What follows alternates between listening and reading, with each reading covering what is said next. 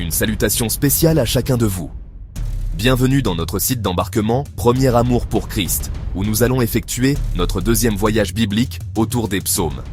Aujourd'hui, le psaume 1er sera notre lieu d'atterrissage. Accrochez-vous, regardez autour de vous. Le monde est un océan de bruit, de conseils contradictoires et de chemins qui ne mènent nulle part. Nous courons après le succès, mais nous récoltons souvent le vide. Et si, il y a des millénaires, une clé avait été gravée pour nous éviter de nous perdre? Cette clé, c'est le psaume 1er. Introduction. La boussole de l'éternité. Le psaume 1er n'est pas seulement un poème, c'est une déclaration de guerre contre la médiocrité spirituelle.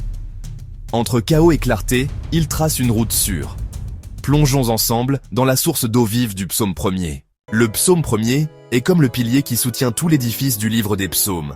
Il compare la vie à deux chemins, le chemin de la bénédiction et le chemin de la perdition. Il ne porte pas de titre, mais il établit le cadre principal pour comprendre les 149 psaumes qui suivent. Il nous place devant un miroir brutal. Il y a l'homme qui s'enracine et l'homme qui s'évapore. Il y a l'arbre majestueux qui puise sa force dans l'invisible et la paille inutile que le vent disperse comme un regret. Le bonheur n'est pas une chance, c'est une direction. Celui qui refuse de s'asseoir avec les moqueurs finit par se tenir debout devant le roi des rois. C'est le secret d'une vie qui ne flétrit jamais, même au cœur du désert. Le titre, la porte du livre des psaumes. Souvent appelé le psaume de sagesse. Ce n'est pas une prière, mais un enseignement qui rappelle les proverbes. Il encourage à choisir la vie, basée sur la loi de Dieu, la Torah.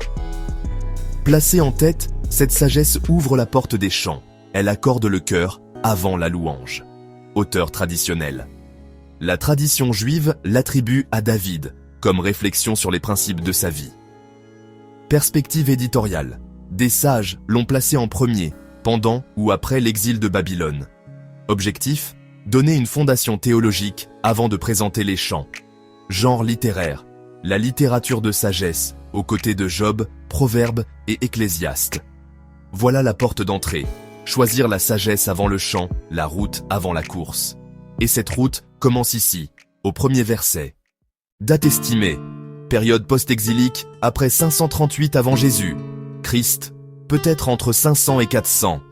Lieu, Jérusalem, entre les mains des prêtres et des scribes, réorganisant l'adoration et le canon. Circonstances, le peuple revient et cherche à consolider sa foi. Le psaume 1er pose l'entrée. La seule voie vers la réussite est l'obéissance à la loi. Il cadre la lecture de tout le livre des psaumes. Un appel à un retour direct aux principes de Dieu. De l'exil à l'enracinement, l'eau vive devient la métaphore centrale. Approchons maintenant verset par verset. Verset 1, l'homme béni ne suit pas le conseil des méchants. Il n'écoute pas leurs idées. Il ne s'arrête pas sur le chemin des pécheurs. Il ne s'assied pas en compagnie des moqueurs. Verset 2, son plaisir est dans la loi de l'Éternel, et il la médite jour et nuit. C'est sa force, sa source, sa boussole. Méditer, puis agir. Il est comme un arbre planté près des cours d'eau. Il donne son fruit en sa saison, et son feuillage ne se flétrit point. Tout ce qu'il fait lui réussit.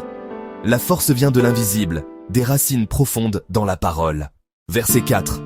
Les méchants sont comme la paille que le vent disperse. Faiblesse, instabilité, pas de racines. Verset 5. Au jour du jugement, ils ne peuvent de subsister. Ils n'ont pas de place au milieu de l'assemblée des justes. Verset 6.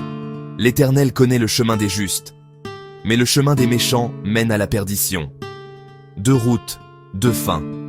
La sagesse choisit l'eau vive. Le bonheur est une direction, pas un hasard. Le livre des psaumes devient la chanson des hommes bénis face à la vie.